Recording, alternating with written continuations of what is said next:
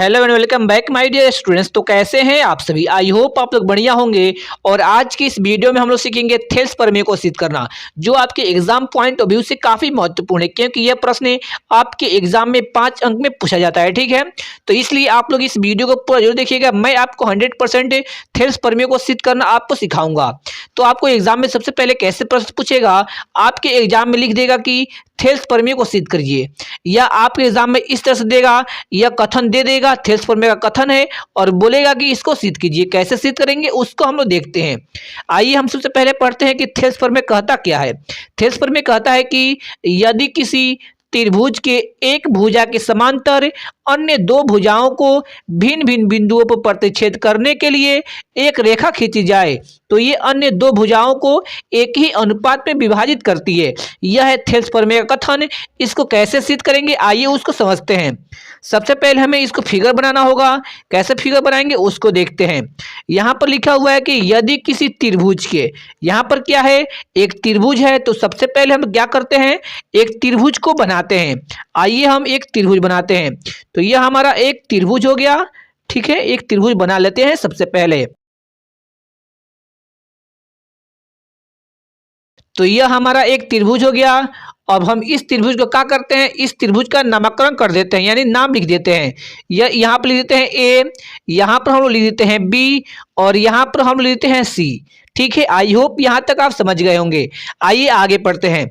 यदि किसी त्रिभुज के एक भुजा के समांतर, हमें क्या करना है, यह एक त्रिभुज हो गया और इसमें एक भुजा लेना है। आइए हम बीसी भुजा ले लेते हैं।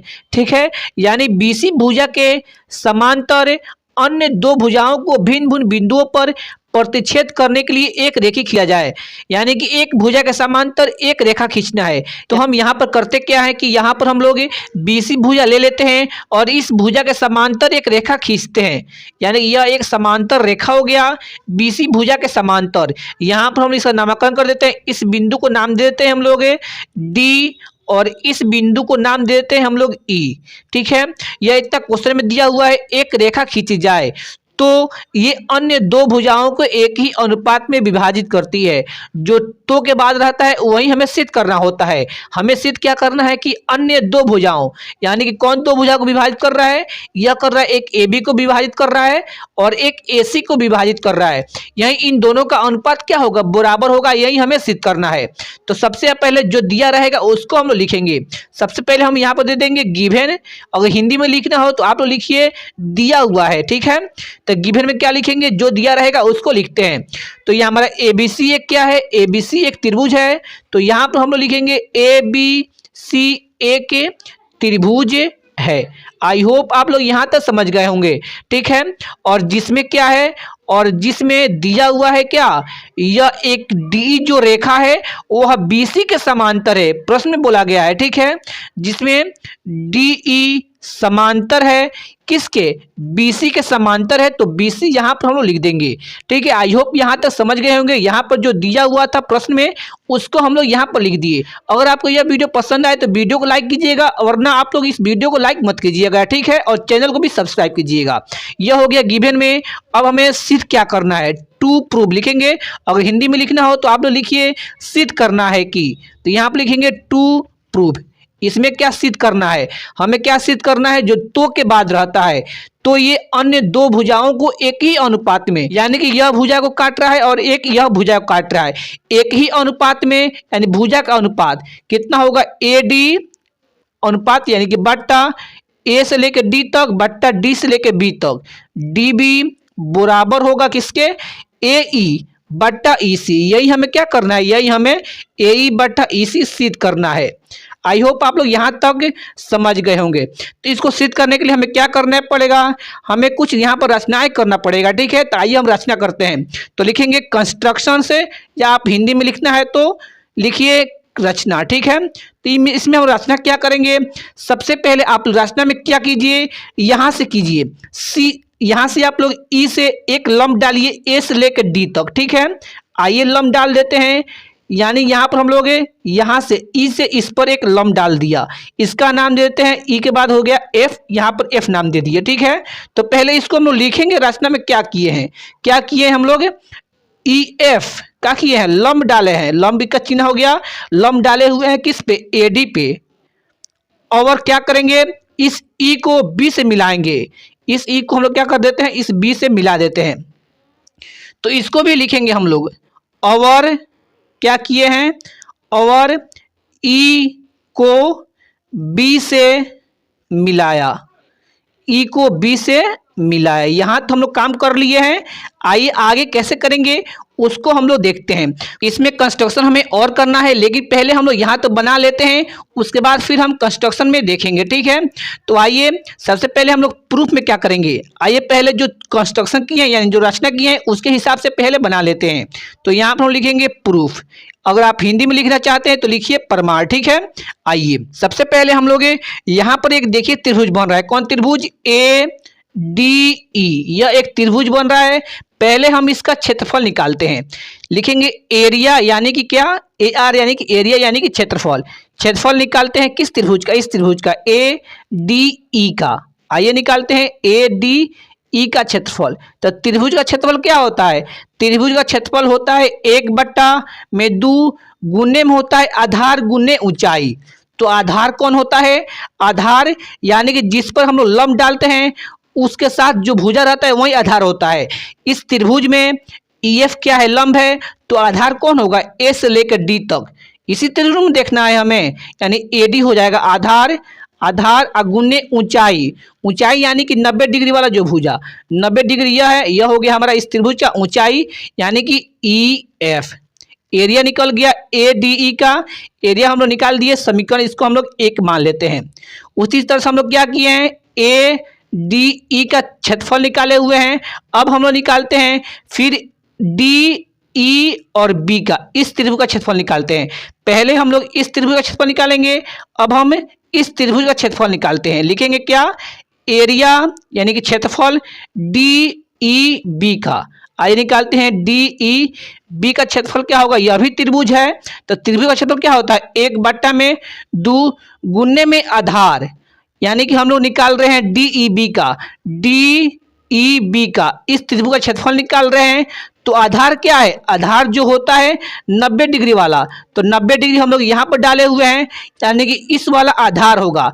तो हम यहाँ से यहाँ आधार थोड़ी लेंगे, क्योंकि हम लोग यहाँ पर इस त्रिभुज का क्षेत्रफल निकाल ले रहे हैं, तो इतना ही आधार लेंगे। ये क्या हो गया, हमारा आधार हो गया D से लेकर B तक के, और गुने ऊंचाई, ऊंचाई हम लोग हमेशा 90 डिग्री वाला भुजा लेते हैं। तो ऊंचाई कितना है इस त्रिभुज का, इस त्रिभुज का ऊंचाई है EF, तो लिख देंगे E और F, इसको मान लेंगे हम लोग समीकरण नंबर 2, ठीक है। तो इसको आगे कैसे बनाएंगे, आइए उसको देखते हैं। यहाँ पर हम समीकरण 1 हो गया और समीकरण 2 हो गया। इसको हम लोग करते क्या है, समीकरण 1 के भागा कर देते हैं समीकरण 2 को, ठीक है। समीकरण 1 भागा समीकरण 2 करते हैं, भागा यानी कि बाटा। समीकरण 1 में बावां साइड में है एरिया DEE, तो लिखते हैं एरिया DEE, ठीक है। बाटा में भागा यानी कि बाटा। समीकरण 2 के बाएं तरफ क्या है, एरिया DEB है, एरिया DEB, और दहिना वाले के साथ भाग करेंगे। दहिना में 1 में क्या है, 1/2 है, गुने में AD गुने में EF, भाग करना है दूसरे समीकरण से, और दूसरे समीकरण के दाहिने में क्या है, इसमें है 1/2 गुने में DB गुने में EF। यहाँ पर कुछ कट रहा है तो काटेंगे, आइए इसको हम लोग काट देते हैं जो कट रहा है उसको। तो यहाँ पर देखिए EF से EF कट गया, और यहाँ पर क्या कट रहा है, 1/2 से 1/2 कट गया, और जो बच रहा है उसको हम लोग लिख देते हैं। आइए लिख देते हैं, बच रहा है क्या, एरिया ADE बट्टा में एरिया DEB बराबर में इधर क्या बच गया, इधर बच गया AD बट्टा में DB। यानी कि जहां से हम लोग रचना किए थे, कहां से किए थे, यहाँ पर रचना हम लोग इस रचना करके यह त्रिभुज का क्षेत्रफल निकाल दिए, और इस त्रिभुज का क्षेत्रफल निकाल के 2 समीकरण आया, दोनों समीकरण को भाग कर दिए, और उसको हम लोग मान लिए समीकरण नंबर 3। इसको मान लेते हैं हम लोग समीकरण नंबर 3, ठीक है। यहाँ पर हम लोग क्या किए हुए थे, यहाँ पर जो भी हम लोग चीज निकाले हुए थे ई से रचना करके निकाले हुए थे क्षेत्रफल, अब उसी क्षेत्रफल को हम लोग निकालते हैं D से रचना करके। आइए यहाँ से D से रचना करते हैं, वैसे ही D से एक लंब डालते हैं, यहाँ पर किस पर एस ई पर लंब डालते हैं। जैसे हम लोग यहाँ पर ई से काम किए हुए थे वैसे यहाँ से हम डी से काम करेंगे। अब डी से रचना करेंगे, यहाँ पर हम लोग अब इस पे लंब खींचते हैं, यानी ई एफ नाम दे दिए हैं। अब यहाँ पर हम लोग जी नाम देते हैं इसका, ठीक है। जैसे हम लोग ई से एफ पर लंब डाले हुए थे उसी तरह डी से जी पर करेंगे और इस डी को क्या करेंगे, सी से मिलाएंगे। जैसे हम लोग ई को बी से मिलाए हुए थे उसी तरह से इस डी को मिलाएंगे सी से। आइए इसको मिला देते हैं, यह हो गया हमारा दूसरा रचना, ठीक है। उसके बाद क्या करेंगे, जिस तरह से हम लोग क्या किए हुए थे, जिस तरह से हम लोग ई से रचना करके क्षेत्रफल निकाले हुए थे उसी तरह से अब डी से रचना करके हम लोग क्षेत्रफल निकालेंगे, ठीक है। तो आइए उसको निकालते हैं हम लोग क्षेत्रफल डी से रचना करके, ठीक है। तो इसको हम लोग यहाँ पर बनाए हुए हैं इस त्रिभुज को। यहाँ पर देखिए आप लोग, यहाँ पर हम लोग डी से रचना किए हुए हैं। अब इस पे पहले वाला जो इस रचना किया है ना उसको आपको भूल जाना है, ठीक है। अब डी से जो काम कर रहे हैं उसको करना है। तो यहाँ पर डी से जो रचना किए हुए हैं उसका एरिया क्या होगा, इस त्रिभुज का पहले एरिया निकालते हैं। त्रिभुज ए डी ई, यानी इसका हम सबसे पहले एरिया निकालते हैं। इसका एरिया क्या होगा, एरिया क्या हो जाएगा, एरिया किसका निकाले हुए थे, ए डी ई का। फिर से पहले हम लोग क्या किए हुए थे, ए डी ई का ही एरिया निकाले हुए थे, फिर ए डी ई का एरिया निकालेंगे। लेकिन कब, अब रचना हम लोग कहाँ से करके, डी से करके निकाल रहे हैं, ठीक है। तो यहाँ पर क्या होगा, 1/2 गुने में आधार। आधार कौन होगा, यहाँ पर देखिए इस पर लंब डाले हुए हैं तो यह आधार हो जाएगा ए ई। तो हो गया ए ई गुने में ऊंचाई कौन होगा, जो लंब होता है, लंब है डी जी, तो यही हो जाएगा ऊंचाई। तो यहाँ पर हम लिखेंगे डी जी। उसके बाद क्या करेंगे, जैसे हम लोग पहले एरिया निकाले हुए थे उसको समीकरण मान लिए उसी तरह से यहाँ पे भी करेंगे। इसको भी हम लोग क्या करेंगे, यहाँ पर हम लोग इसको भी समीकरण मान लेंगे। तो 3 तो मान लिए, अब मान लेते हैं इसको 4, ठीक है। और पहले हम लोग क्या किए हुए थे, इस रचना करके इसका जो बन रहा था क्षेत्रफल, एक तो यह क्षेत्रफल निकाले हुए थे और एक यहाँ से जो क्षेत्रफल बन रहा था इस रचना करने पर उसका क्षेत्रफल निकाले हुए थे। लेकिन जब डी से रचना किए हुए हैं तो एक अब यह क्षेत्रफल बन रहा है, कौन, डी सी ई। यह क्षेत्रफल हो रहा है डी सी ई, देखिए यहाँ पर यह क्षेत्रफल हो रहा है। तब इसका हम लोग एरिया निकालेंगे। इसका एरिया क्या होगा, तो लिखेंगे हम लोग यहाँ पर एरिया, यानी कि क्षेत्रफल है किसका निकाल रहे हैं, यहाँ पर हम लोग निकाल रहे हैं डी ई सी का। तो लिखेंगे एरिया डी ई सी बराबर में क्या होता है, 1/2 गुने में आधार। आधार कितना है, आइए यहाँ पर देखते हैं। इसका हम क्षेत्रफल निकाल रहे हैं तो आधार कौन है, यह होगा आधार, यहाँ से लेकर यहाँ तक आधार होगा क्योंकि लंब इसी रेखा वाला पर है, ठीक है। आधार हो जाएगा ई से लेकर सी तक, लिखेंगे ई सी गुने में ऊंचाई। ऊंचाई कौन होता है, 90 डिग्री वाला होता है। 90 डिग्री कौन है, डी जी है। तो लिख देंगे यहाँ पर हम लोग डी से लेकर जी तक। समीकरण हो जाएगा इसको 5। जैसे हम लोग क्या किए हुए थे, ई से रचना करके जो क्षेत्रफल आया हुआ था यह दोनों उसको भाग किए थे, उसी तरह जब डी से रचना करके यह हमारा 2 क्षेत्रफल आ रहा है इसको भी भाग करेंगे, ठीक है। आइए इसको हम लोग पहले भाग कर देते हैं।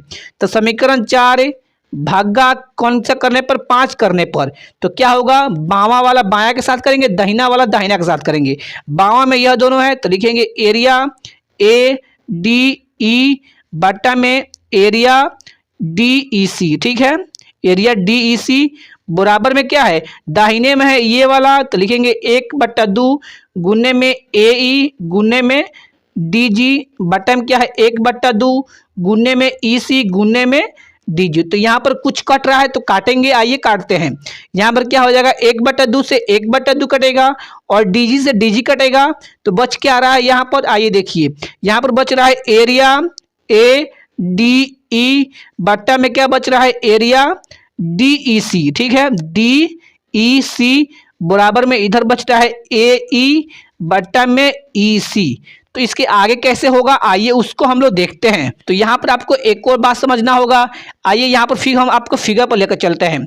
देखिए यह हमारा फिगर हो गया। तो आप लोग यहाँ पर देखिए यह जो त्रिभुज बन रहा है, कौन सा त्रिभुज, डी ई बी। यह जो त्रिभुज बन रहा है डी ई बी और यह जो त्रिभुज बन रहा है डी ई सी। डी ई सी यानी कि एक यह डी ई सी त्रिभुज है और डी ई बी त्रिभुज। यह जो तीनों त्रिभुज बन रहा है वो कौन से आधार पर बन रहा है, डी ई वाले आधार पर बन रहा है। यह एक त्रिभुज देखिए डी ई बी, एक यह त्रिभुज और डी ई सी और एक यह त्रिभुज, दोनों का आधार क्या है? दोनों का आधार है डी ई। यानी कि जब एक ही आधार पर जब दो त्रिभुज बनता है उसका क्षेत्रफल क्या होता है? बराबर। हम लोग 9th क्लास में एक पढ़ में पढ़े हुए थे, तो उसी के हिसाब से क्या होगा? इसका क्षेत्रफल किसका? डी ई बी का क्षेत्रफल और डी ई सी का क्षेत्रफल क्या हो जाएगा? बराबर हो जाएगा। तो यहाँ पर हम लोग उसको लिखेंगे। आइए हम लोग उसको लिखते हैं। तो यहाँ पर हम लोग क्या लिखेंगे? लिखेंगे चूंकि एक ही आधार पर बने, एक ही आधार पर बने दो त्रिभुजों का क्षेत्रफल, एक ही आधार पर बने दो त्रिभुजों का क्षेत्रफल बराबर होता है।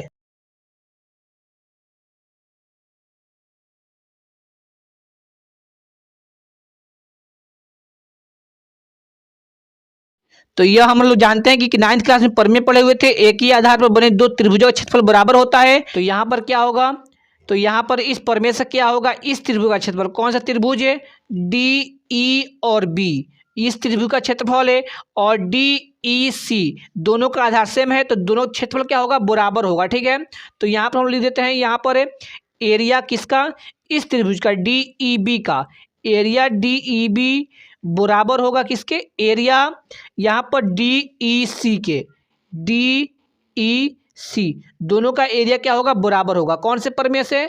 जो 9th क्लास में प्रमेय होता है, एक ही आधार पर बने दो त्रिभुजों का क्षेत्रफल बराबर होता है, उस प्रमेय से दोनों त्रिभुज का क्षेत्रफल क्या हो जाएगा? बराबर हो जाएगा। ठीक है, तो यहाँ पर आप लोग देखिए, जो समीकरण 5 के नीचे जो यह बन रहा था अनुपात है, उसके हम लोग क्या कर सकते हैं? एरिया डी ई सी के जगह पर क्या लिख सकते हैं?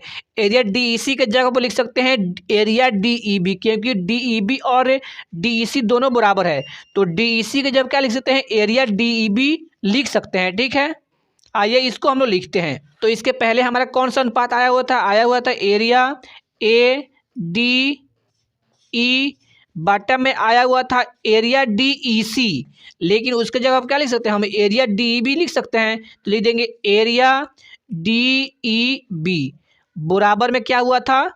इसके पहले वाला अनुपात में था ए ई बट्टा में ई सी था। ठीक है, तो इसको हम लोग मान लेते हैं समीकरण नंबर 6।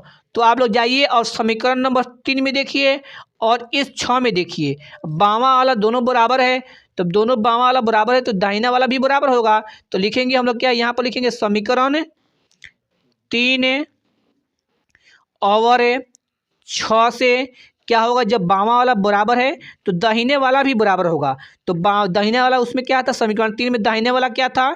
उसमें था ए डी बट्टा डी बी बराबर में 6 में दाहिने में क्या है? ए ई बट्टा में ई सी। यही तो सिद्ध करना था हमें, तो यहाँ पर यह हो गया सीधे, तो लिख देंगे प्रूव्ड है, या हिंदी में लिखना है तो लिख दीजिए अतः सिद्ध हुआ। अगर आपको ये वीडियो पसंद आए तो वीडियो को लाइक कीजिए और चैनल बनाए तो चैनल को भी सब्सक्राइब कीजिए। Thanks for watching this video.